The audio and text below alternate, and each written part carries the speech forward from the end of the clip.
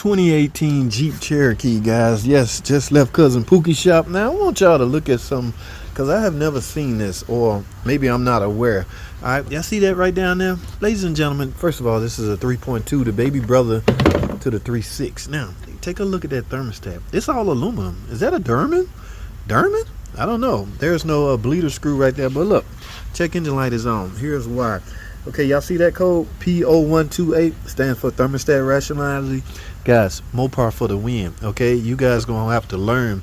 Stop using this garbage. It's about to get replaced again. If they want me to work on it, want me to fix it. Guys, I just test drove this thing. First I bled it. This is the one that had the aluminum thermostat on it. Okay, I went in with the proper coolant. 10-year Mopar. Yeah, see that big old M Mopar. Here's the thermostat I put in, guys. Here's the part number if you need it for this 2014 Jeep Cherokee with a 3.2 liter engine, baby brother to the 3.6. Here we go here, guys. Again, I'm not sure who make this thing. All I know is it's made of aluminum. Does making it out of aluminum matter?